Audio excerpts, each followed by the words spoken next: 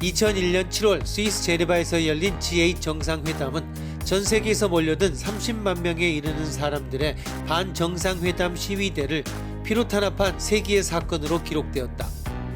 당시 시위대의 구호는 또 다른 세상을 만들 수 있다였다. 시위 과정에서 카를로 줄리아니라는 청년이 경찰이 쏜 총탄에 맞아 사망했으며 천여 명에 이르는 사람들이 부상을 입었고 줄잡아 500억 리라의 재산상의 손실이 발생했다.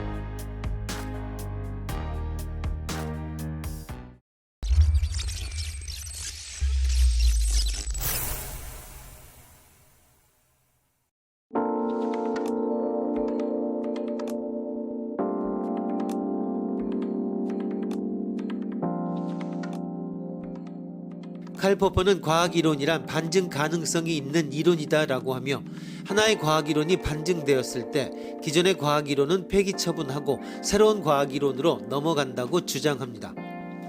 또한 과학이론은 계속적으로 반증되며 보다 정확한 이론으로 변화한다는 것입니다.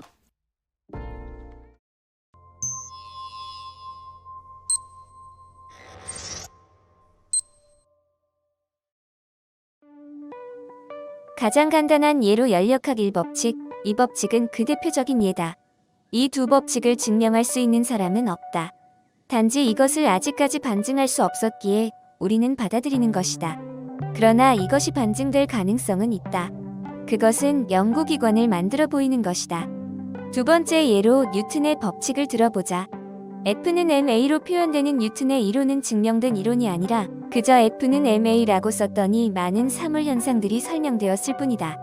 게다가 현재까지 뉴턴의 이론을 적용하다 보니 반증 사례가 나타났다. 수성의 궤도 운동, 미시세계의 원자의 운동에 있어서는 뉴턴의 법칙이 성립하지 않는다. 이러한 문제를 해결하기 위해서 상대성 이론, 양자 역학 등을 도입하여야 한다. 그렇다면 포퍼의 반증 가능성을 가지고 진화론의 과학 여부를 따져보면 어떨까? 과학이라고 할 수 있을까?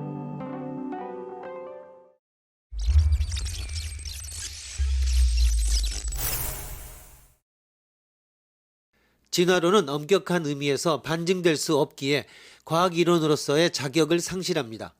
창조론은 어떤가? 창조론 또한 반증이 불가능하기에 과학이론으로서의 자격을 상실합니다. 칼 포퍼의 과학관이 진정으로 과학이라고 할 수 있는 것과 과학을 가장한 사이비 과학을 구분하는 기준은 반증 가능성입니다. 아인슈타인도 자신이 주장한 이론이 진리가 아닐 수 있는 가능성을 열어놓았습니다. 빛이 중력장 속에서 휘는 현상이 일어나지 않는다면 그의 이론은 참이 아닙니다. 그러나 그런 현상이 일어나 이론을 증명해 줌으로써 그의 이론은 진리가 되었습니다. 그러나 포퍼에 따르면 마르크스의 역사 이론은 과학을 자처하지만 과학이 아닙니다. 마르크스의 이론은 그것이 거짓으로 판명될 수 있는 가능성, 그러니까 반증될 수 있는 가능성을 지닌 이론이 아니기 때문입니다. 포퍼에 따른다면 마르크스가 역사 발전 단계의 법칙으로 내세우는 자본주의 사회에서 공산주의 사회로의 이행은 과학적인 법칙이 아니라 예언에 가깝습니다. 반증 가능성 이론은 포퍼의 과학 철학의 핵심을 이룹니다. 그리고 그러한 과학 철학적 입장은 열린 사회 개념과 긴밀하게 연관되어 있습니다. 반증 가능성 이론에 따르면 과학의 발전은 기존 이론이 지니고 있는 오류를 발견하려는 노력을 통해 이루어집니다. 바꾸어 말하면 과학에서 반증될 수 없는 절대적인 진리는 없으며 기존 이론이 지닌 오류를 찾아 보다 나은 이론을 정립하는 과정이 계속될 뿐입니다.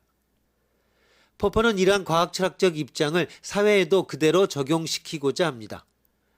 어느 사회든지 계층 간의 갈등, 부정부패, 경제적 불평등 등 많은 문제점들이 있기 마련입니다.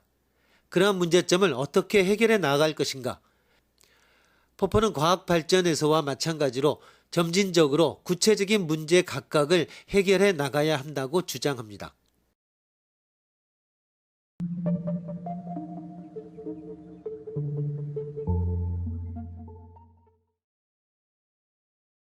대부분의 과학 이론은 중심 이론과 그 이론 주변을 감싸고 있는 보조 이론으로 구성됩니다.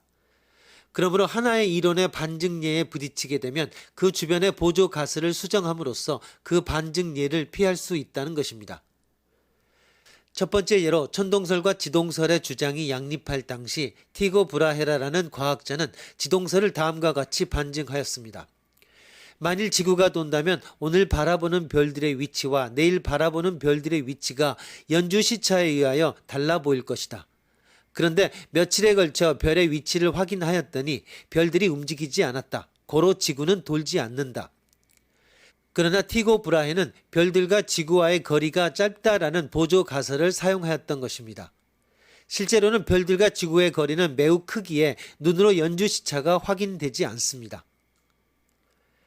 두 번째 예로 뉴턴의 이론이 발전할 당시 뉴턴의 이론은 천왕성의 운동을 설명하지 못하였고 이것은 당시의 뉴턴 이론의 반증 사례로 취급되었습니다. 그러나 누군가 천왕성 외부에 새로운 행성이 있다면 천왕성의 운동이 설명될 수 있다고 생각하였고 역으로 미지의 행성의 위치를 계산하여 망원경으로 확인하였더니 지금의 해왕성이 발견된 것입니다. 이와 같이 과학이론의 반증은 쉽게 이루어지는 것이 아닙니다. 결국 엄밀한 의미에서의 과학이론의 증명도 반증도 불가능한 것입니다. 이러한 배경하에 현대의 과학 철학은 토마스 쿤과 파이어 아벤트에 의하여 상대론적 결론으로 다가서게 됩니다.